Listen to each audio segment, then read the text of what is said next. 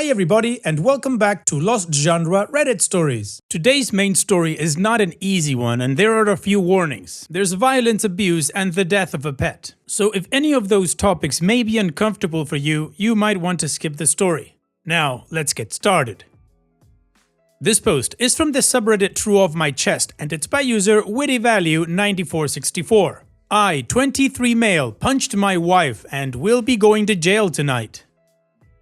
My wife, 31 female, is mentally unstable. Her personality flipped when we got married. She can be very violent. Tonight, we got in an argument. She started throwing things at me. Then, she started hitting me, so I punched her in the face. She told me she's going to call the police and locked herself in our guest room. I don't know if she actually called the police, but I'm sitting here waiting. I'm definitely going to be the one that goes to jail. I've never hit a woman before. I've never felt so low.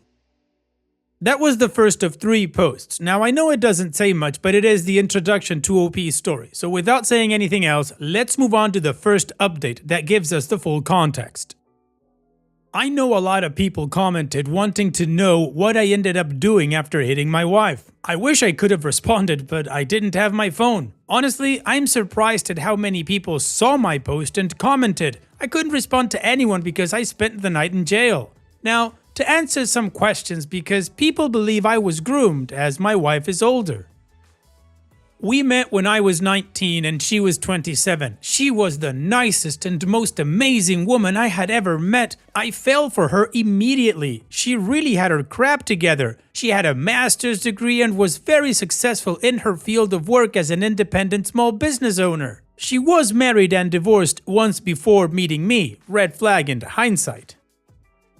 We eloped 4 months ago. The house is leased, only my name is on the lease, and my wife moved out of her apartment when we got married. After we got married was when she started lashing out and hitting me occasionally. And no, I didn't just punch her in the face because I was mad. She threw a glass at me and it hit me in the head. It didn't shatter on my head. I fell to the ground and she got on top of me. I was trying to block her hits and reacted by punching her. Then, she acted like the victim by crying and saying she was calling the police and she wasn't safe around me, then locked herself in the guest room. However, now I'll tell you what happened after the post. As I mentioned, yes, I ended up going to jail Saturday night. Unfortunately, I got arrested the night before Easter Sunday because I couldn't see a judge until Monday. I was charged with domestic assault and battery. It is a misdemeanor because it's my first offense, but I could still face a year in jail. My wife didn't call the police immediately. She locked herself in the guest room after it happened. About 20 minutes after the incident is when I posted on Reddit. I honestly thought she was bluffing about calling the police, but about 10 minutes after that, there were 2 cops knocking and yelling at my front door. My wife came out of the guest room with a black eye. I immediately knew I was screwed. I was wearing a white t-shirt that had some bloodstains on it because my wife had busted my lip. Unfortunately, regardless of my saying I was defending myself against my violent wife, they saw her black eye and the blood on my shirt and I was arrested. As of right now, I'm not allowed to be around my wife. I have a public defender as I can't afford my own lawyer. She has left our house, so luckily I can stay there. I have no idea where she went. She took my dog, though she didn't even want him. I am calling a divorce lawyer and will be filing as soon as possible. I'm going to try and get the charges dropped as well. My attorney is pretty confident that it will go nowhere as I have a clean record and my wife has domestic charges on her record. I knew about this, but I was stupid and believed her when she said her husband hit her all the time. Now look at me, annoyed face. And I'm claiming self-defense. I was also fired from my job because I was in jail on Monday, and as of right now, I probably won't be getting another one because there's no way I can pass a background check due to the ongoing legal problem. I am going to be setting cameras up all around my house in case my wife decides to show up. I still have her number in my phone, unblocked, but I will not be reaching out or responding if she reaches out to me. Essentially, my life is ruined. My wife is a horrible human being and I could face jail time or homelessness. I don't speak to my family as they don't like my wife, and this is something that I don't think I can tell them about because they warned me that she was trouble. Wow, OP, this is a neffed up situation. Like you say, your wife is a horrible human being, and serving her divorce papers as soon as possible is the right choice, as well as setting up those cameras. Now, I have to say, I don't know where you are, but I think it's pretty effed up that they just took you to jail without listening to you or even checking her background. Your record is clean, hers isn't. They should have seen that, right? Now, I don't know, but could it have helped you if you would also had called the police and say, hey, you know, my wife just assaulted me, I defended myself, and I think she called the police on me. I'd like to make a complaint as well. I'm only asking because I'm absolutely ignorant on this subject. And back to you, OP. You say your family wouldn't want to talk to you. I think they would. You didn't mention a big fallout or disowning or anything like that. They just don't like your wife, which is the person that assaulted you. None of what is happening to you is fair, and if you were my kid, I'd help you out regardless of whatever disagreement we had over your girlfriend or now wife. And what do you guys think about OP's situation? What would you do if you were in his shoes? Let me know in the comments section, and now let's go check out the community comments to see what they said.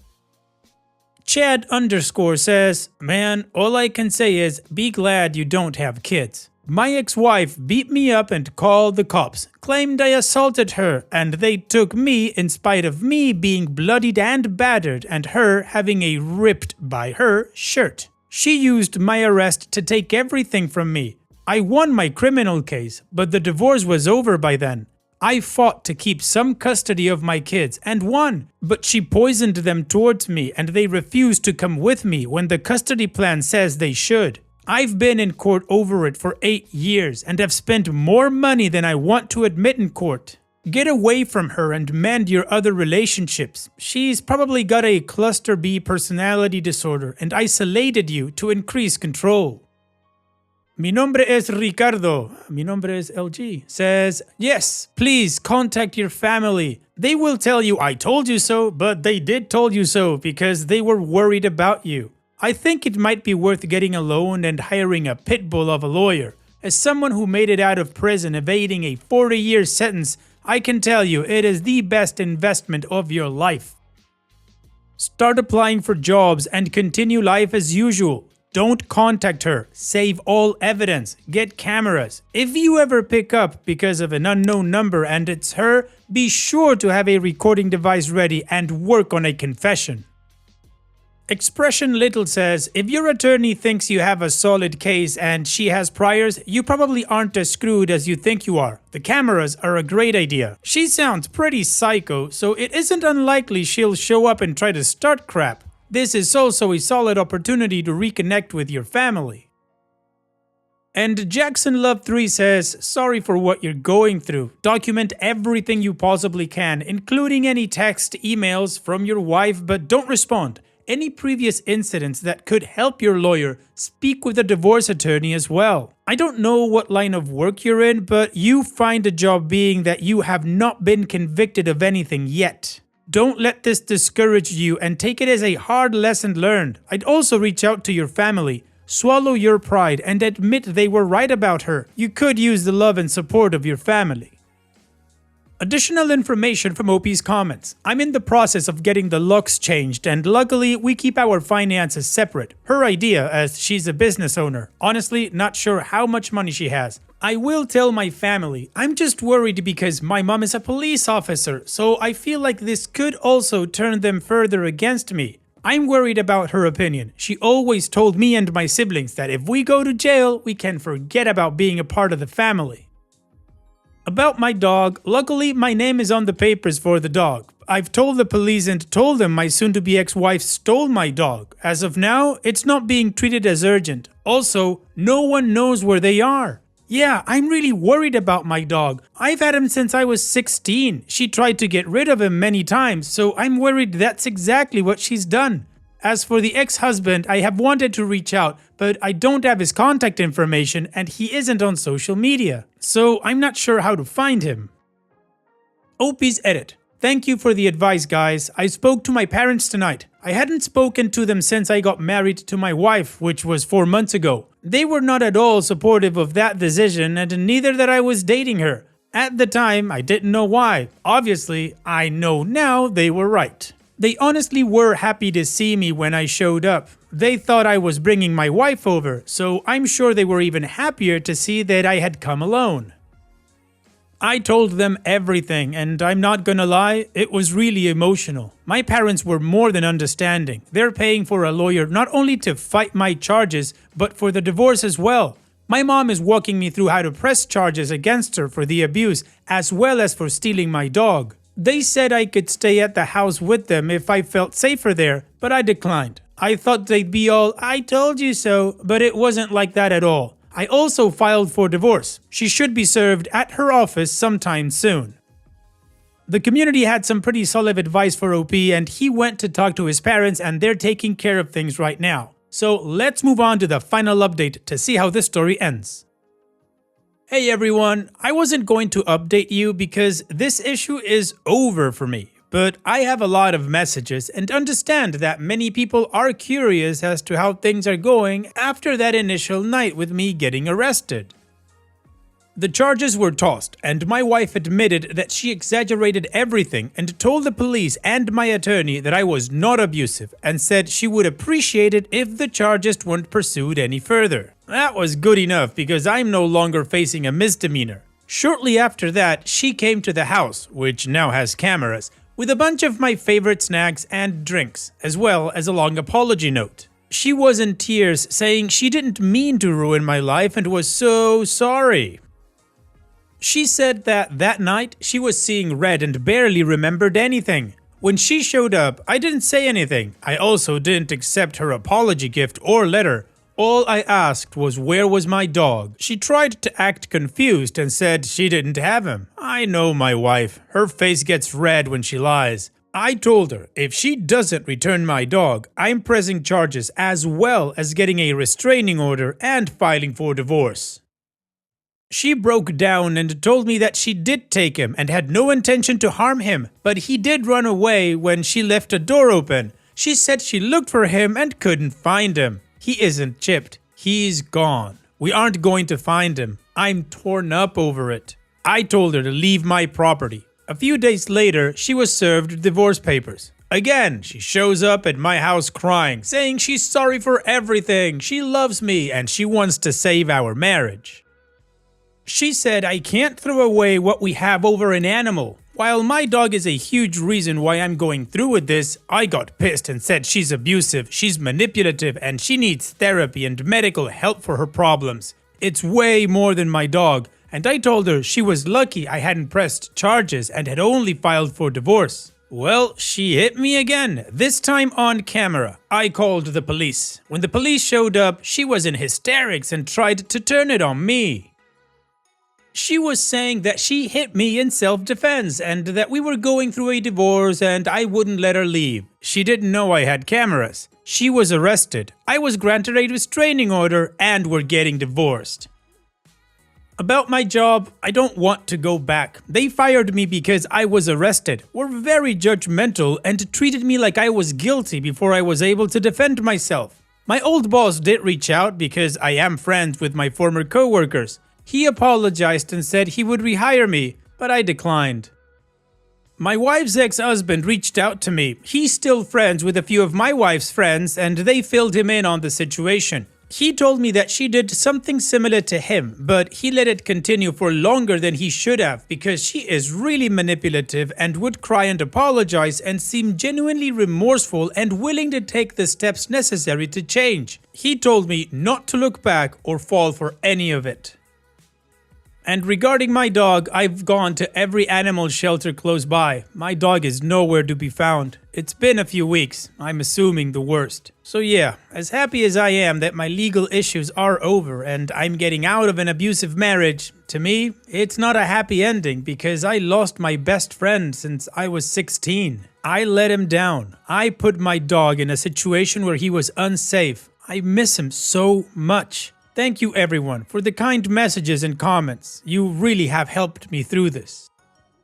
Well, OP, you're absolutely right. It is not a happy ending. I am so sorry that you've lost your best friend. I don't know if you plan on pressing charges on your wife for the theft and loss of your dog, but if I was in your shoes, I would. And the silver lining is that you were able to get rid of that wretched human and hopefully she pays for what she did. Take care, OP, and thank you for sharing. And now, let's finish this video with a mood booster post. This post is from the subreddit Petty Revenge and it's by user 4dimensional butts. Sent a job offer to my old boss and he was fuming. During my university days, I needed a little extra income and I heard from a friend that construction companies never say no to someone wrecking their body for them. So I called around and within a few days I got a job interview at a local big-ish construction company that mainly built private houses and apartment buildings. A few days later, I went over there and met some of the crew and my future boss, who seemed really cool and nice at the time. Let's call the boss Bob, not his real name. I got the job offer and gladly accepted. I'm not exactly skilled when it comes to manual labor, but I'm 6'7" and I can haul stuff all day. Any builder is happy when there's a dumb, tall ogre who carries materials and tools to the 6th floor for them. I carry stuff well.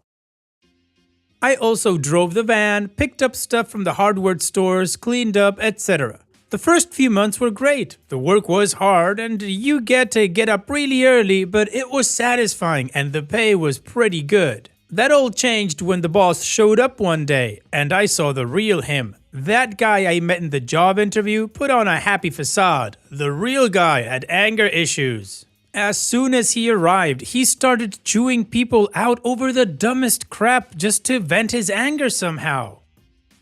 The crew knew how to dodge away from him, so I was the target. He called me all kinds of names and critiqued everything I did. After about an hour, he drove off. I found out that was a semi-regular occurrence. By the 3rd or 4th time, I had enough. Once again, he was screaming his head off and I quit right there on the spot. He proceeded to shout something like, "You're never gonna amount to anything. Don't come crawling back when you fail at your next job," as I walked away. The next morning, by the time I woke up, I had received 5 missed calls and endless text messages from him. "You're really not coming in?" There was lots of name calling and once again, "You're never gonna achieve anything in your life." During my time there, I became close friends with a guy working at their office. He was doing a lot of the accounting, scheduling, HR stuff, and pretty much anything that didn't involve actually building the buildings. Let's call that friend Tony, not his real name. Tony had been at the company for a long time, and even though he hated the boss, he still stayed there because he was paid a lot of money and lived 3 doors down from the office. Fast forward a few years. I was done with university and got a job in my field. It bored me to tears, and one night I jokingly said to a friend over a couple of beers that I really missed that construction job. He said that he'd love to start his own construction company because he had worked in that field in some capacity all his life and had plenty of connections. Add another few beers and we were drawing up drunken plans. I didn't think anything would really come out of the drunken plans because it rarely does, but my friend was all in. He made real plans and wouldn't let go of the idea. Fast forward another few months and we will actually be doing it. Tony was kind enough to guide us along the way. I'm not going to get into the details, but the first few years were rough. I used up every cent I had saved up, but we did it. We elbowed our way into the business. While my company was slowly getting bigger, Bob's, my old boss, company saw a steady decline. They simply couldn't keep enough people because Bob was still a choleric maniac who randomly verbally attacked people. Fast forward a few years and they were eventually taken over by a bigger company, mainly for the clients and the people working there. My old boss was allowed to stay on with a temporary contract. If he could improve the business, he would get another contract.